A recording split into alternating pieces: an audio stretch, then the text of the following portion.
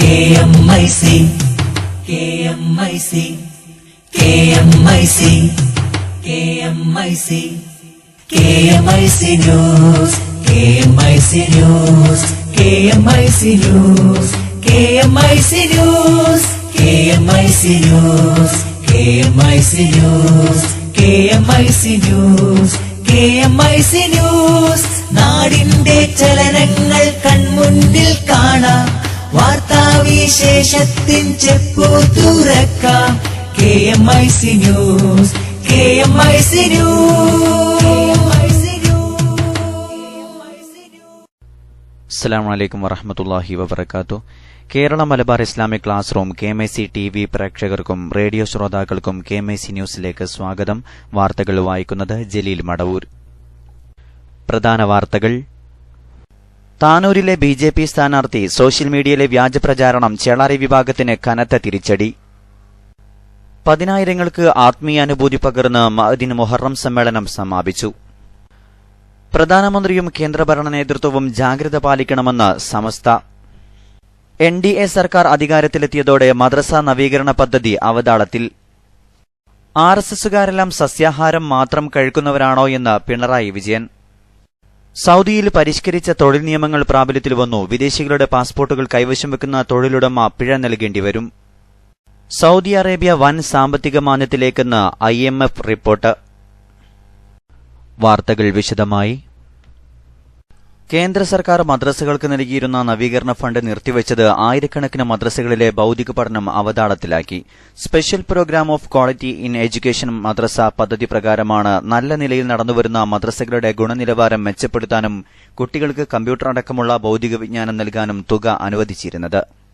Hindi, English ഭാഷ, ഗണിതം, science, സാമൂഹ്യശാസ്ത്രം, computer എന്നീ വിഷയങ്ങളിലാണ് വിദ്യാർത്ഥികൾക്ക് ക്ലാസുകൾ നൽകിയിരുന്നത്. ഓരോ മദ്രസകൾക്കും 4 വീതം കമ്പ്യൂട്ടറുകൾ, ലാബ് സൌകര്യം, ലൈബ്രറി, അധ്യാപകരുടെ ശമ്പളം എന്നിവയ്ക്കാണ് തുക അനുവദിച്ചിരുന്നത്. ഒരു വർഷം 2 തവണകളായി 2,62,500 രൂപ വീതം 5,25,000 രൂപയാണ് നൽകിയിരുന്നത്. ഒരു കമ്പ്യൂട്ടറിന് 25,000 രൂപ വീതം, 4 കമ്പ്യൂട്ടറിന് 1,00,000 രൂപയും, ലൈബ്രറിക്ക് പുസ്തകം, അലമാര എന്നിവ വാങ്ങാൻ 50,000 രൂപ, ലാബിലേക്കുള്ള പുസ്തകങ്ങൾ വാങ്ങാൻ 15,000 രൂപ എന്നിങ്ങനെയും അധ്യാപകരുടെ ശമ്പള ഇനത്തിൽ PG യോഗ്യതയുള്ള അധ്യാപകർക്ക് പ്രതിമാസം 12,000 രൂപയും PG ഇല്ലാത്ത അധ്യാപകർക്ക് 6,000 രൂപയുമാണ് നൽകി വരുന്നത്. ഞായറാഴ്ചകളിലും മറ്റ് ഒഴിവു ദിവസങ്ങളിലും ക്ലാസുകൾ ക്രമീകരിച്ച് ടൈം ടേബിൾ അടിസ്ഥാനത്തിൽ നല്ല നിലയിലാണ് എല്ലാ മദ്രസകളിലും ക്ലാസുകൾ നടത്തിവരുന്നത്. ഇതുവഴി വിദ്യാർത്ഥികളുടെ സ്കൂൾ പഠനത്തിൽ പുരോഗതിയുണ്ടാക്കാൻ സാധിച്ചതായി അധ്യാപകർ പറയുന്നു.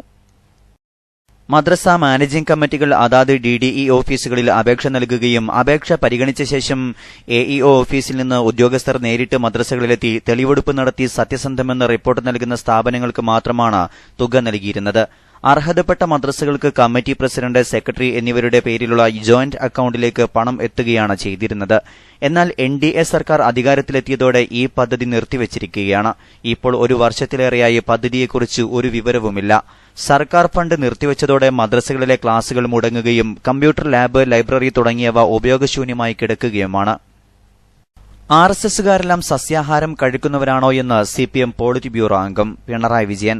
മലയാളികൾ പട്ടിയിറച്ചി കഴിക്കാറില്ല, എന്നാൽ ചില വടക്കുകിഴക്കൻ സംസ്ഥാനങ്ങളിൽ പട്ടിയിറച്ചി കഴിക്കാറുണ്ട് എന്ന് കരുതി അവരെയെല്ലാം കൊല്ലാൻ പറ്റുമോ എന്നും പിണറായി വിജയൻ ചോദിച്ചു. രാജ്യത്ത് പശുവിന്റെ അട്ടിപ്പേറവകാശം തങ്ങൾക്കാണെന്ന് സ്ഥാപിക്കാൻ ശ്രമിക്കുകയാണ് RSS. അവർക്ക് മൌനാനുവാദം നൽകി കോൺഗ്രസ് സഹായിക്കുകയാണ്. സംഘപരിവാർ സംഘടനകളുടെ നീക്കങ്ങൾ തടയാൻ കോൺഗ്രസ് ഭരിക്കുന്ന സംസ്ഥാനങ്ങളിൽ പോലും ശ്രമമില്ലാത്തത് ഇവരുടെ ലക്ഷ്യം ഒന്നായതുകൊണ്ടാണെന്നും പിണറായി പറഞ്ഞു. അധികാരത്തിന്റെ രൂപത്തിൽ ലഭിച്ച മോദി ഓക്സിജനാണ് BJPയെ നിലനിർത്തുന്നതെന്നും ജനപ്രീതി തീരുന്നതോടെ ഇത് അവസാനിക്കുമെന്നും ശിവസേന. തങ്ങളുടെ നിലപാടുകളിൽ മാറ്റം വരുത്തില്ല. തങ്ങളുടെ രാജ്യസ്നേഹത്തിലും പോരാട്ടങ്ങളിലും ഹിന്ദുത്വ പ്രശ്നങ്ങളിലും ശക്തമായ നിലപാടുകളുമായി മുന്നോട്ടു പോവും. രാജ്യത്തിന്റെ ശത്രുക്കൾക്കെതിരായ പോരാട്ടം തുടരുമെന്നും സാമ്നയിൽ എഴുതിയ മുഖപ്രസംഗത്തിൽ ശിവസേന വ്യക്തമാക്കി. മഹാരാഷ്ട്രയിലെ സാധാരണക്കാരന്റെ പ്രശ്നങ്ങളിൽ ഇനിയും ഇടപെടും. പാർട്ടി ആരിൽ നിന്നും ഒരു തരത്തിലുള്ള വെല്ലുവിളിയും നേരിടുന്നില്ല. ഭാവിയിൽ മഹാരാഷ്ട്രയിൽ കൂടുതൽ ആളുകൾ ശിവസേനയുടെ കൊടിക്കീഴിൽ വരുമെന്നും മുഖപ്രസംഗത്തിൽ പറയുന്നുണ്ട്. മഹാരാഷ്ട്ര നിയമസഭാ തെരഞ്ഞെടുപ്പിന് ശേഷം സേനയും BJPയും നല്ല ബന്ധത്തിലായിരുന്നില്ല.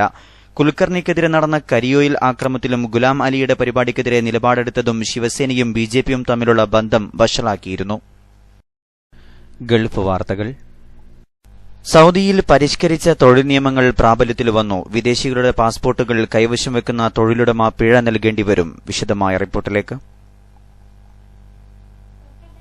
വിദേശ തൊഴിലാളികളുടെ പാസ്പോർട്ടുകൾ അവരവരുടെ കൈകളിൽ നൽകാതെ തൊഴിലുടമകൾ കൈവശം വെച്ചാൽ 2000 സൌദി റിയാൽ പിഴ ഈടാക്കുമെന്ന് ഈ വർഷം പുറത്തിറക്കിയ പുതിയ തൊഴിൽ നിയമത്തിൽ വ്യക്തമായി പറയുന്നുണ്ട്.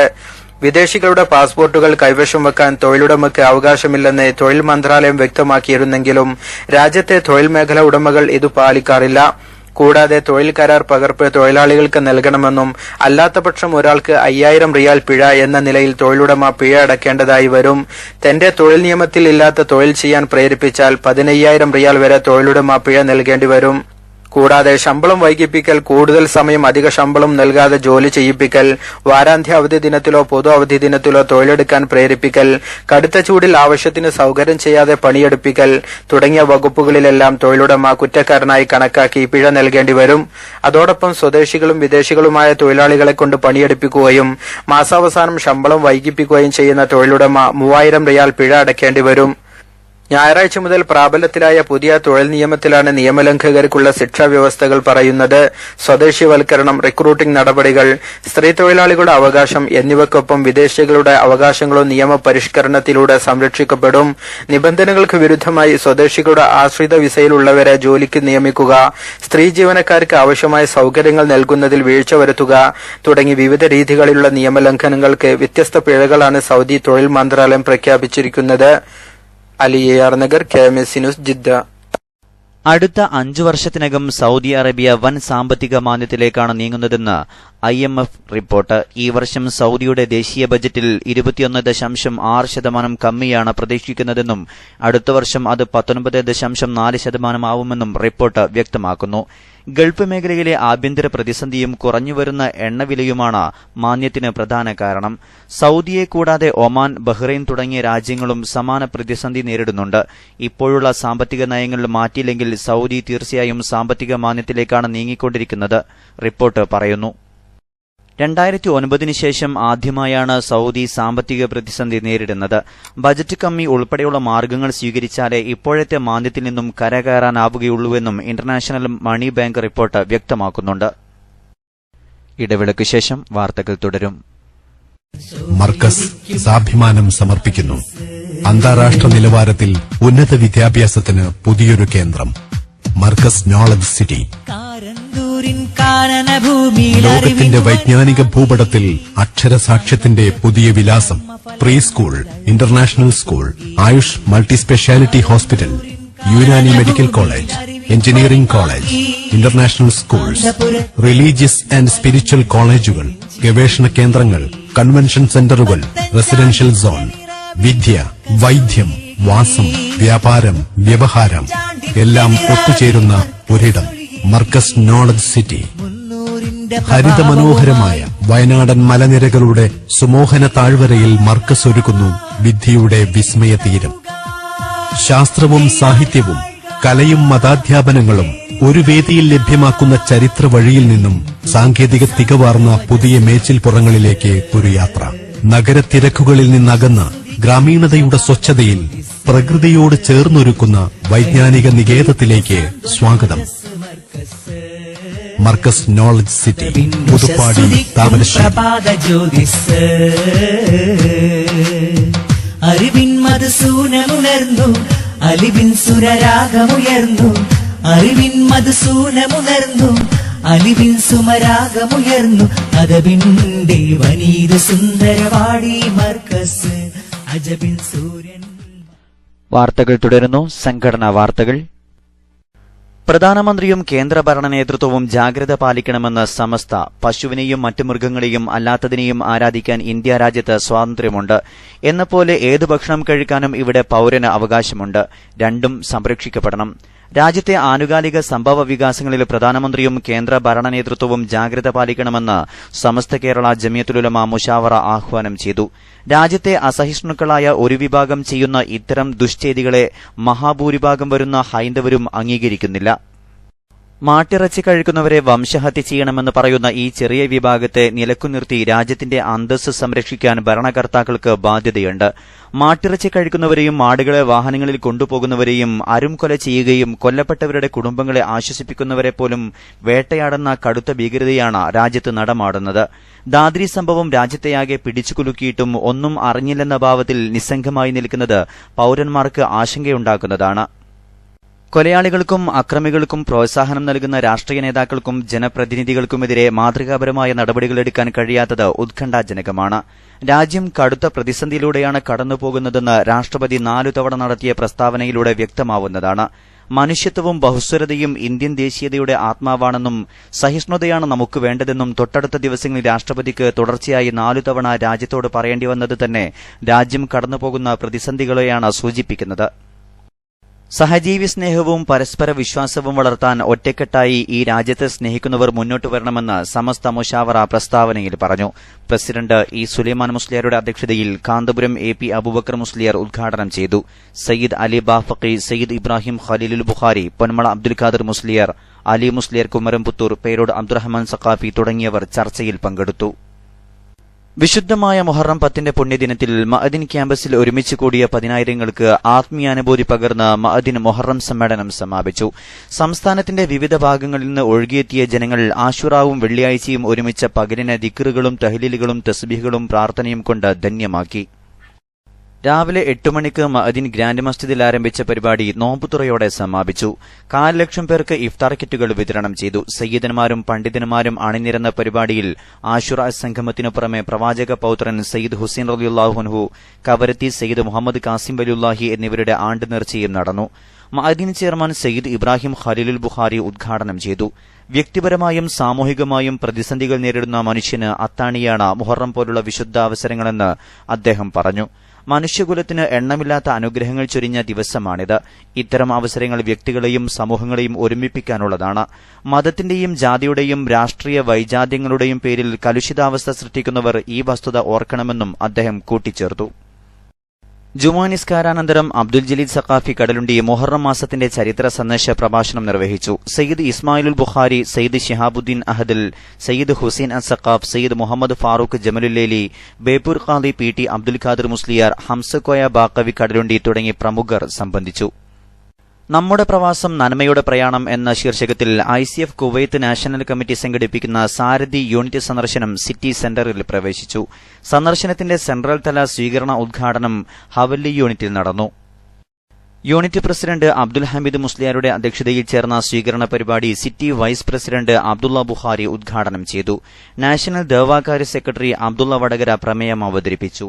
ഓപ്പൺ ഫോറത്തിന്റെ പ്രവർത്തകരുടെ ചോദ്യങ്ങൾക്ക് അബു മുഹമ്മദ് മറുപടി നൽകി. ആത്മാർത്ഥത കൈമുതലാക്കി കർമ്മരംഗത്തിറങ്ങാനും അതുവഴി സംഘടനയുടെ മുഴുവൻ പരിപാടികളും വിജയിപ്പിക്കാനും ജാഥ ക്യാപ്റ്റൻ കൂടിയായ അബ്ദുൽ ഹക്കീം ദാരിമി അഭ്യർത്ഥിച്ചു. സോഷ്യൽ മീഡിയയിൽ ചേളാരി വിഭാഗത്തിന് വീണ്ടും കനത്ത തിരിച്ചടി. താനൂരിലെ BJP സ്ഥാനാർത്ഥിയായി കാന്തപുരം വിഭാഗം മത്സരിക്കുന്നു എന്നാണ് ഇക്കൂട്ടർ സോഷ്യൽ മീഡിയയിൽ ശക്തമായ പ്രചാരണം നടത്തിയത്. എന്നാൽ താനൂർ എന്ന സ്ഥലം ഇങ്ങ് മലപ്പുറം ജില്ലയിലാണ് എന്ന കാര്യം ഇക്കൂട്ടർ മറന്നുപോയി എന്ന രൂപത്തിലാണ് സോഷ്യൽ മീഡിയയിൽ വ്യാജ പ്രചാരണം നടത്തുന്നത്. ആദ്യകാലത്ത് ചില രാഷ്ട്രീയ പാർട്ടികളിൽ പ്രവർത്തിക്കുകയും അവരുമായി അകന്നപ്പോൾ ഇപ്പോൾ BJPയിൽ ചേരുകയും ചെയ്ത ബാദുഷാ തങ്ങളുടെ ഫോട്ടോ പതിച്ച പോസ്റ്ററാണ് ചേളാരി വിഭാഗം സോഷ്യൽ മീഡിയയിൽ കൊട്ടിഘോഷിക്കുന്നത്. ബാദുഷാ തങ്ങളുടെ ഡ്രൈവറായ റഫീഖാണ് താനൂരിൽ BJPക്ക് വേണ്ടി മത്സരിക്കുന്നത്. എന്നാൽ ബാദുഷാ തങ്ങൾ ആരാണ് റഫീഖ് എന്ന് നമുക്കൊന്ന് പരിശോധിക്കാം. താനൂരിലോ ഒരു JP-ക്കാരനെ BJP സ്ഥാനാർത്ഥിയായിട്ട് മത്സരിക്കുന്നുണ്ട്. നമുക്ക് ഒരു മുഹമ്മദ് റഫീഖ് അല്ലേ? റഫീഖ് ഭയങ്കരമായിട്ട് പ്രചരണം നടക്കുന്നുണ്ട് നമ്മളെ വാട്സപ്പിൽ, സോഷ്യൽ മീഡിയയിൽ സംഭവം നമ്മളാളൊന്നല്ല അല്ല. തൊപ്പിട്ട ഈ ഫോട്ടോക്ക് വേണ്ടി മാത്രം തൊപ്പിട്ടതാണ്. തൊപ്പിടുന്ന ആളൊന്നുമല്ല. നമ്മുടെ സംഘടനയായിട്ട് യാതൊരു ബന്ധമില്ലാത്ത ഒരാളാണ്. ഒരു ബാദുഷാ തങ്ങൾ എന്നൊരു തങ്ങളുണ്ട്. മുമ്പ് ലീഗുകാരനായിരുന്നു. ഇപ്പൊ അയാൾ BJPയിലുള്ളത്. ബാദുഷാ തങ്ങൾ ഇപ്പൊ അയാൾ BJPയിലുള്ള അയാളുടെ ഡ്രൈവറാണ് ഇയാൾ ഈ പറയുന്ന ആള്. മുസ്ലിയാരോ മൗലവിയോ ഒന്നും അല്ല. നമ്മുടെ സംഘടനയായിട്ട് ബന്ധമില്ലാത്ത ആളാണ്. ഞാനിത് സുന്നി വിഭാഗവുമായി പുലബന്ധം പോലുമില്ലാത്ത തങ്ങളെയും റഫീഖിനെയും കാന്തപുരത്തിന്റെ ആളുകളായി ചിത്രീകരിക്കാൻ സോഷ്യൽ മീഡിയയിൽ ചേളാരി വിഭാഗം പാടുപെടുകയാണ്. സോഷ്യൽ മീഡിയയിലെ വ്യാജപ്രചാരണം കണ്ട് പ്രദേശവാസികൾ പോലും അത്ഭുതം കൂറുകയാണ്. അവസാനമായി പ്രധാന വാർത്തകൾ ഒരിക്കൽ കൂടി. പ്രധാനമന്ത്രിയും കേന്ദ്രഭരണ നേതൃത്വവും ജാഗ്രത പാലിക്കണമെന്ന് സമസ്ത. NDA സർക്കാർ അധികാരത്തിലെത്തിയതോടെ മദ്രസ നവീകരണ പദ്ധതി അവതാളത്തിൽ.